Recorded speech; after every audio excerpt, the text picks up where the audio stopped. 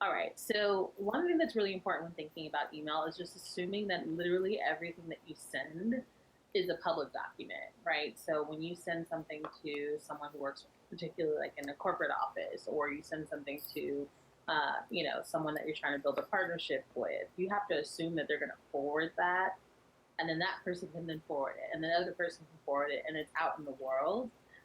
And you can't take the words back. So you want to be careful and think about that, similar to the way that you would think about social media, right? Like you're not going to put anything out there that you can't retract, because once you say it, it's already said. And then the other thing is like know what the reason why you're emailing the person. Sometimes people just assume like they're just like, oh, let me just send them a note, but like why? Why do I want to read your email? Why am I going to spend the time going through this and responding to it? Like understanding what the purpose of an email is really important. It also keeps it clear and concise, so you're not just rambling. Because you're not having a live conversation, you're communicating through words, and sometimes that could easily get misconstrued if you're not clear. Obviously, you want to use proper grammar and spelling. You don't want to have any spelling errors. You don't want to talk too much in slang terms. Depending on how well you know the person. So we'll talk about knowing your audience a little bit later, but that's something to keep in mind. Always using a closing, and then thinking about what do you want from them when you write that closing statement. Like, what is your goal in reaching out to them? What's your goal in the conversation, so that you can ask the proper questions and get that response that you actually want. This is going back to using proper grammar and spelling. Make sure that you proofread every single thing that you send out. All right. So how to format your emails. This is actually a little bit of personal preference, but you want to think through some really basic things like fonts, right? So you don't want to have multiple font colors in your emails, because one, it becomes distracting and it doesn't come off as professional. And stay away from any like super fancy backgrounds and flowers and all these other things. They can become distracting. And also, if you're reading them on your phone and things have to download in order for you to read an email, you just don't want to do it. It just becomes too much of a challenge. So keeping it simple is really important with formatting. Um, all caps in our world has easily like very quickly become something that sounds like yelling. So if you write in all bold or in caps, it's like, why is this person yelling at me? Similar to how you would receive it if you were getting a text message. Like I said earlier, no pattern backgrounds. Um, you want to focus on really the goal of the message and not making your email look, pretty or sort of adorned with all kinds of unnecessary things. Um, all right, so sending emails, just like the basics of sending a note. You want to think about a greeting. I'm a huge fan of, in that first couple of sentences, talking about something that connects us. So if I've never talked to the person before and it's like a cold email and I'm like wanting them to engage with Blavity, I talk about, I do some research beforehand and I'm like, oh, it looks like we went to the same college, or somebody that I know. I saw you guys did a campaign that looks like it would make sense for Blavity, something that connects you, so you don't feel like it's just coming out of nowhere when the person receives it. Um, and you also want to, make sure that you think about who your audience is. So if they're like a super CEO, corporate level person, executive level person, excuse me, you want to be pretty formal with them, because that's the type of communication that they're used to. If it's someone who, you want to build a partnership with, and they're within your age range, and you kind of have a rapport, you can kind of loosen up on the formality. But I like to lean towards the side of being pretty formal up front until you get a sense for how that person communicates.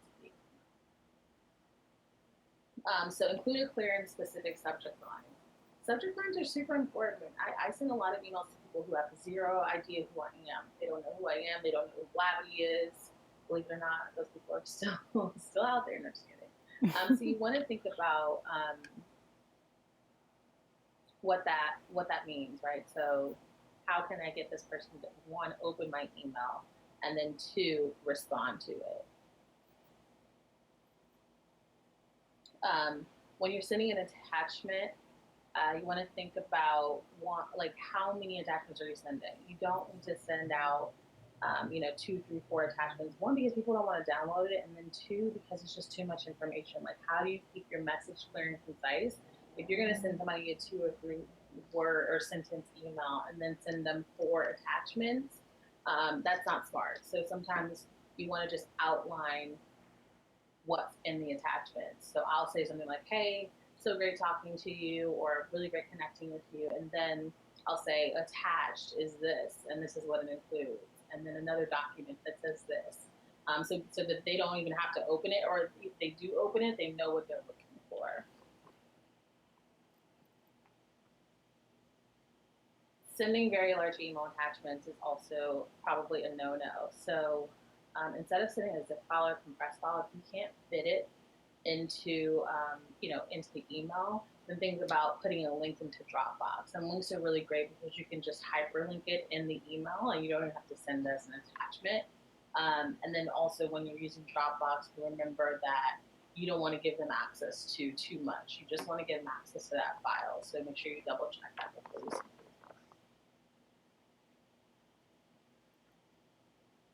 All right, responding to emails. This is super important. And a lot of times when you're thinking about building your business or new business, the faster the better. If you can answer a question or you can answer an email in 2 minutes, just do it immediately. Don't save it. Don't put it somewhere else for later. Just literally do it right then. Spend the 2 minutes answering the question, because that could also be the difference between you winning business or you making a solid relationship with someone and not. If someone responds to you, that means they're available and you're top of mind for them. So if you wait, more than 2 days, they're not thinking about it anymore. It's not their focus. You want to get them as soon as possible. When responding, refrain from sending one-liners like okay or thanks. I totally agree with this. Sometimes I know that the person's not rude, but if they just respond thanks or like okay, period, it just makes it seem like they're not interested or as engaged in the conversation as I am. And although it just seems like a silly formality, you want to just say thanks, I really appreciate it, look forward to talking to you again, even if it's just a few extra sentences, so that you can continue to let them know and be cordial with them, and it helps move the conversation along without them having any weird feelings. I talked about this a little bit earlier. Clear and concise in your emails is great. I'm a huge fan of using bullet points. So, if someone asks me a question and it's like 4 different questions, I'll break it out into 4 bullet points. Like, here's the answer to your first question, second question, third, and fourth. And so they can read it really quickly, and it doesn't become like this long, congested 3 or 4 paragraphs. It just becomes 3 points, and it answers exactly what they asked me. So yeah, that's the same thing here, short and to the point. Reply to all. So sometimes you need to keep multiple people looped into a conversation, and so it's fine to keep replying to all. But you want to make sure you look at this. So this is super important, whether you are copying someone or you BCCing someone. You don't want 10, 15 people on email all the time. If it's not necessary for that person to be on the email, just take them off. When replying to an email with multiple recipients, remove the addresses of those who you reply to that don't apply. So that's pretty much what I was just saying. Like for instance, if someone says, hey Simone, I want you to meet so-and-so, and they reply or I reply to them, I will move the original person off. So I'll say, thanks, Ashley, for example, moving you to BCC, and then I'll continue the conversation with the next person. So knowing your audience, this is really important. Actually, sometimes you don't want to be super formal.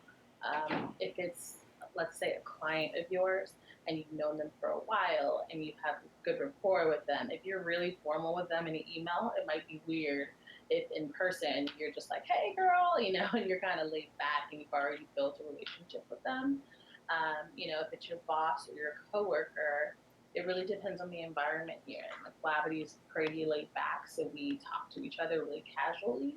Um, but if it's about a topic that's really serious, I'll make sure that I address my coworkers and my managers and my boss in a respective way, a way that allows them to see, one, I'm serious about this topic. This is not just casual office conversation, so that they can kind of respond back to me with that same tone. Um, yeah, and so this is kind of your greeting and your closing should be consistent with the level of formality of the person you're communicating with. Totally agree with that, right? So, um, if you are going to have, a really formal conversation with someone, you want to make sure that when you're greeting them and when you're closing out, that tone is consistent. Here it's a lot about mirroring language styles. So, for instance, a lot of companies that I work with are like new startup tech companies, right? Their culture is a little bit more laid back. So they will respond in ways that, let's say, like a older, like big tech company, like a Microsoft, they're a little bit more buttoned up. So you want to kind of mirror it so they don't feel uncomfortable or feel forced to be, way more formal, and that's not a part of their norm. Using a proper sign-off. So you always want to have a signature that you use consistently in your emails. You don't need to have them in every single response, and you can actually set that up in your email box. But you want to at least have it once so people, one, know how to contact you. They know what's your email address. So if they go and search you, they have all your information there in your signature, and they don't have to reach out to you a million times to ask you how to reach you. And this is also a good place to think about plugging your social, like your social media handles. For instance, a lot of people now, they solely use Twitter for business and to talk about things in their industry. So following someone on Twitter is actually a really great way to build business. And so putting your Twitter handle in your signature and in your sign off is helpful. I am a fan of, just saying thank you. I also will just say best, Simone. If it's really casual, I'll say chat soon, comma Simone, so you have to kind of test out who you're talking to, but there's a lot of opportunities here to, maintain relationships. All right, so I went through that pretty quickly, but does anyone have any questions? I don't have any questions. You did a really good job. Thank you. Thank you. Really appreciate it. Ooh, I have a question. Sure. So have you ever maybe emailed somebody and maybe they got the wrong impression, or maybe they emailed something to you and you got the wrong impression? Where it's like, yeah, maybe the tone was different, or maybe you thought they were saying something, but maybe they're being sarcastic. Like, how do you really interpret that?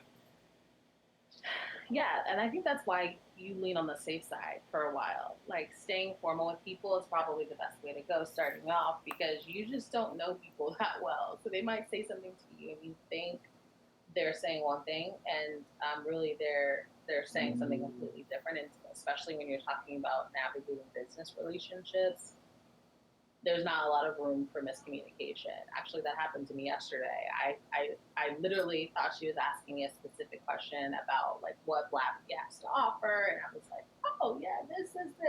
And she's like, no, that's not what I was talking about. Like I really was looking for this, and actually, as a result, I haven't heard back from her today.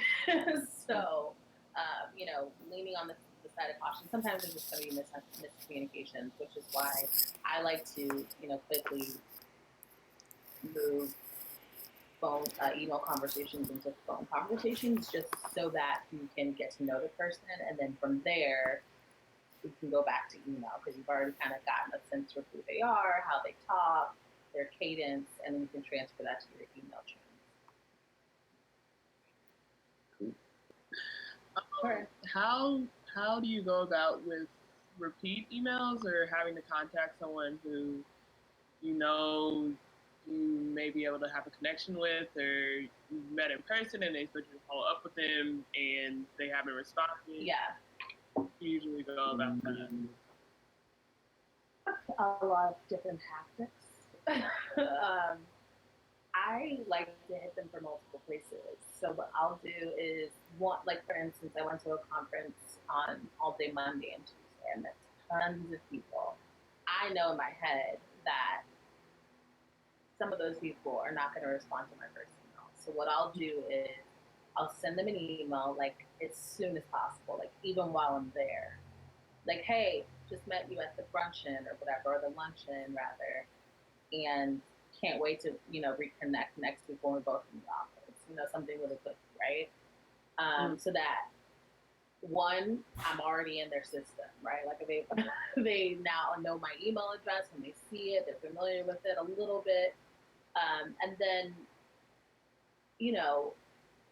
after that note, I might follow up after, a day or two and actually ask them what I'm hoping to ask them. Like if I want to get on the phone with them and talk to them about a partnership or other opportunities, I'll use that as an opportunity to say, hey, like, wanted to follow up. I'm sure you're busy catching up.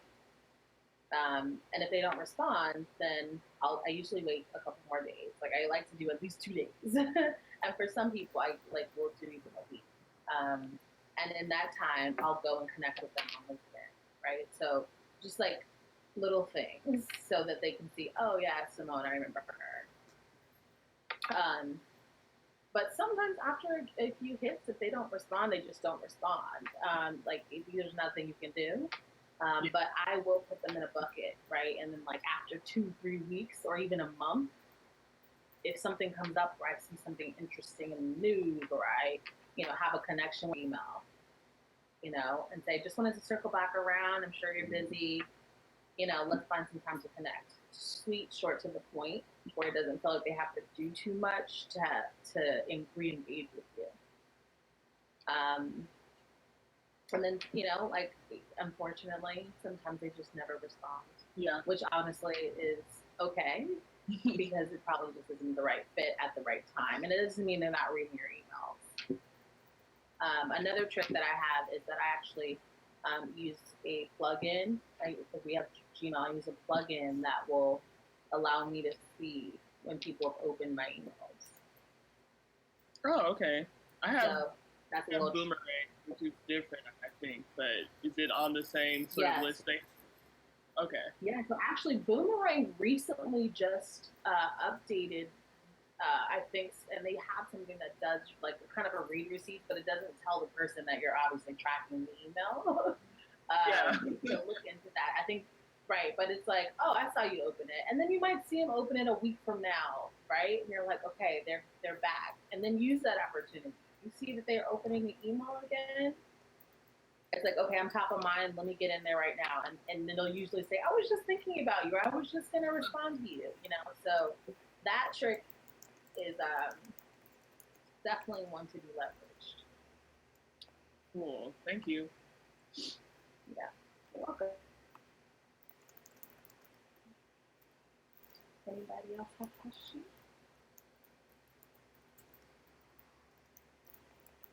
All right. Well, thank you. I appreciate you guys joining me here. Nice, short, sweet, and to the point. Good luck with all your emailing.